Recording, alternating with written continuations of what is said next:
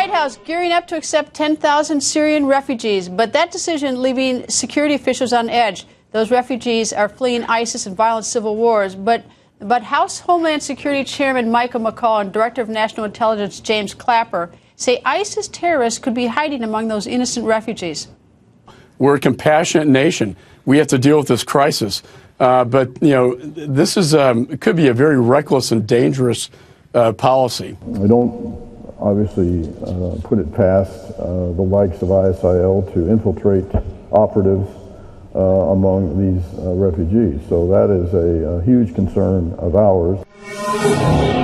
Lieutenant Colonel Oliver North goes on the record. Nice to see you, sir. Thank you, Greta. And I share everyone's concern not wanting terrorists here, but we have a porous border. People overstayed their visas. We had 19 come in for 9/11, so it's like a little hard for me to, you know, to...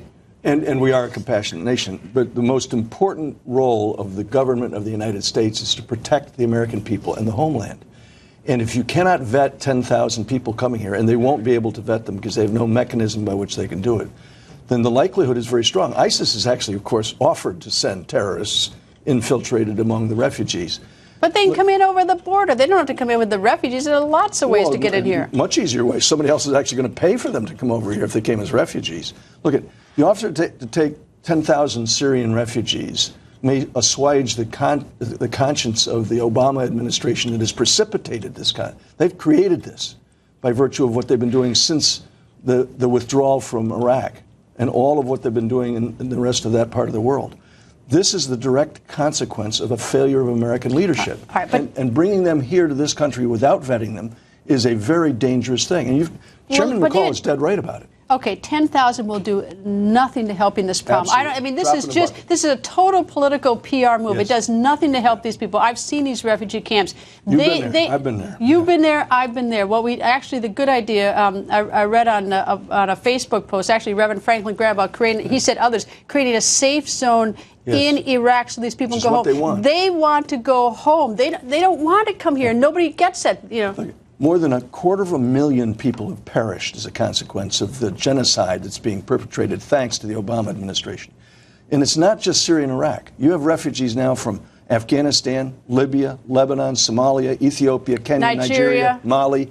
14 million human beings have been displaced or killed, and they're out of their homes, and they have no place to live. And so 10,000 is a drop in the bucket. All right, I mean, I just think the whole 10,000 is just it's just a PR movement, and I don't like the idea. Does it make sense to try to create a safe zone? Certainly. I mean, could we do that with other countries? Yes. With other countries, so they can go home? Egypt and Jordan have offered to pacify the Anbar province. All they asked for was a nod of the head from the United States, Obama, and the logistics support that would help them do that. The Kurds have offered, and as you know, Kurdistan has been overrun with refugees. Dahuk now has more refugees than they do native Kurds. What's happening over there, and I've been over there, you've been over there, Franklin Graham and Samaritan's Purse. I've seen the folks from Light of the Lord Global Missions, and you can see the refugees that they're trying to treat over there, trying to build a clinic. The Kurds are trying to help make this happen because they have no means of dealing with this. We've spent $4 billion through the United Nations, and nobody can even account for a penny of it. I mean, look at these pictures. Look at these people. And there is a solution. It's not that hard. 10,000 people, 10,000 is nothing. So here's the solution. Here is the solution.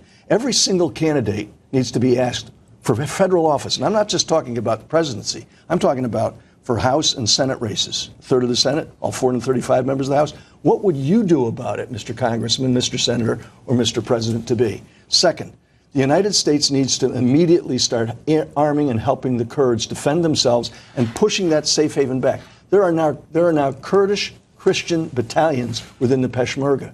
They need weapons. They need the ability to protect themselves, and it's not coming from this administration. You know what the problem is? Those of us who've been over there and see it, I just wish that, I mean, it seems like, I mean, there's no perfect solution, but it's a lot better than what's being proposed. I tell you, the odds are a lot better of success. The threat of what we're going to face for a long time to come will be amplified if this administration continues its current policy. How do you spell genocide? O-B-A-M-A. Well, don't even get me started on President Bashir of Sudan. Nobody will pay any attention. He's killing people all the time, and nobody cares about that. He's under indictment. No one does anything. Anyway, don't get me started on that. Colonel North, nice to see you, sir.